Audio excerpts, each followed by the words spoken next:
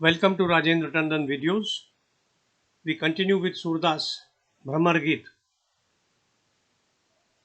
Surdas was a 16th century blind Hindu devotional poet and singer known for his lyrics written in praise of Krishna. The lyrics are written in Braj Bhasha. Surdas was a part of the Bhakti movement spreading across the Indian subcontinent,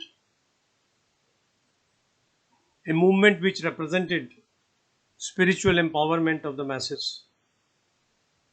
Some other well-known names of this movement were Kabir, Tulsidas and Mira. They were almost contemporaries of Surdas.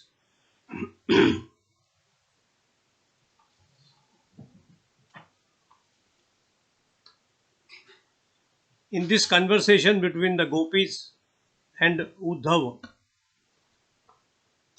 who had been sent by Krishna to assuage the hurt feelings of the gopis, Surdas highlights the dreariness of Jnana and the superiority of Bhakti as an alternative replete in rasa. As a poet, he reaches an acme of satire and viraras. Few other poets have been so successful. The gopis describe their games as an expression of pure love and plead their helplessness.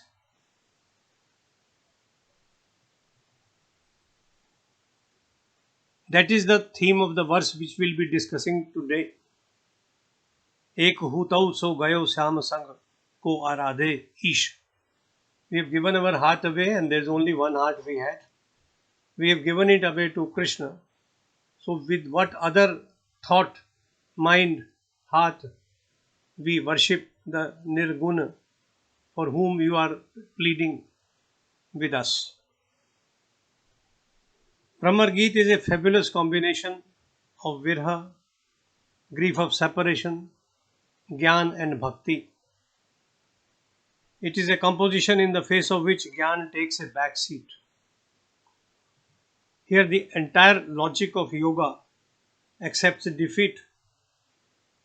All that remains is absolute devotion, Bhakti and Bhakti alone.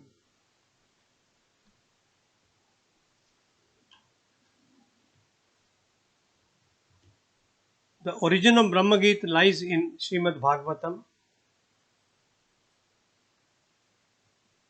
Krishna, who had been brought up by Nand and Yashoda, used to frolic with the gopis of Braja. The gopi word represents a milkmaid. It was a land of cows. And when Krishna played on his flute, all the women would give up their work, their husbands, their children, and would gather around him and dance to his tunes.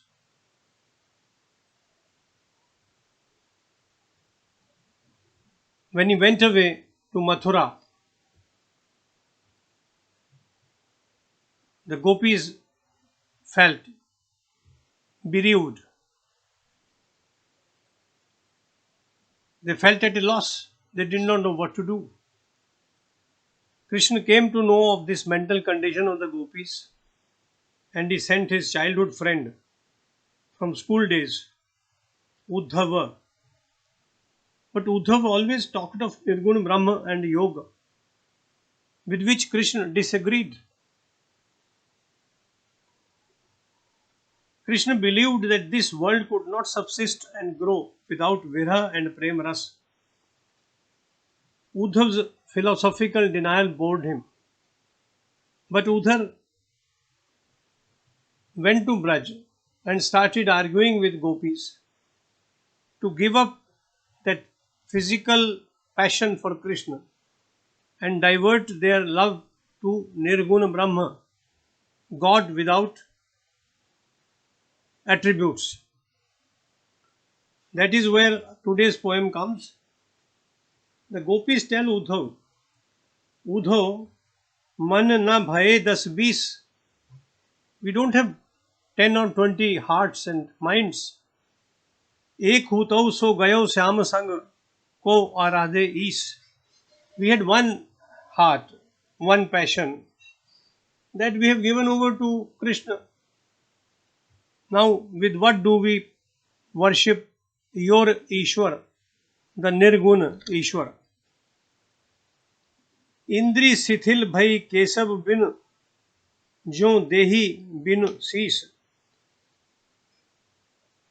Our sensations have become worthless without Sham. We are like a body without head.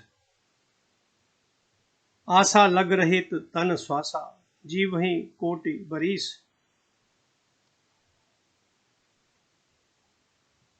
Without having his darshan, we feel weak, and like this we might continue for years. तुम तो सखा श्याम सुंदर के सकल जोग के ईश. You are a friend of Sham Sundar. You are a man conversant with yoga. But even you cannot get salvation without love for Krishna. सूर हमारे नंद नंदन बिन और नहीं Jagdish.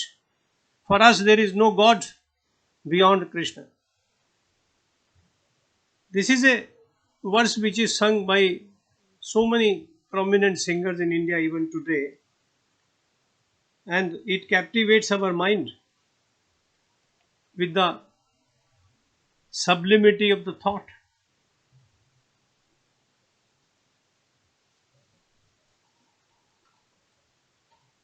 This word which I have used, sublimity of the thought,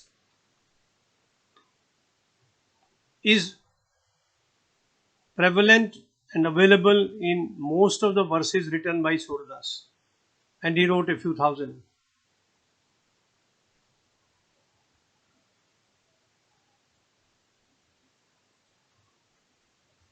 Brahma Gita is not only one of the most sublime writings on Virha and Shringar, but is also a unique discussion of Sagun and Nirgun, God with attributes and God without attributes. Krishna is God with attributes. He is Sagun.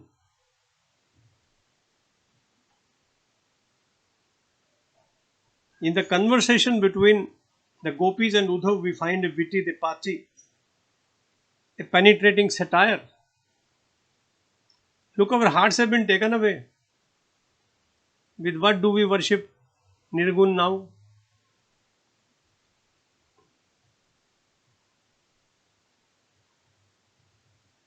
Surdas's verses not only reach a pinnacle of emotional content, but are also rated high for a poet's craft. His language is simple, expression spontaneous, and words full of learning. He is rich in imaginative similes and metaphors. See, I have included in my videos on this subject some of the finest paintings which are available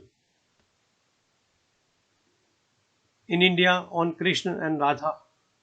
Look at them carefully, pause the video, and appreciate the art of the painters who painted these paintings.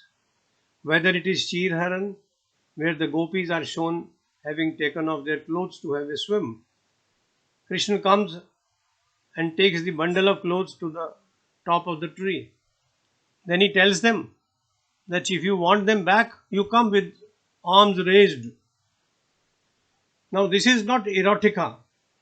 What he means is that if you want to attain God, you have to give up all coverings of your mind. Come with a pure mind. निर्वस्त्र होकर आइए.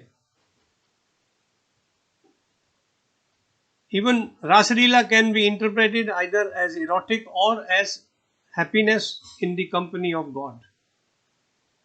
You can make your choice. I stop today. I'll meet with you very soon.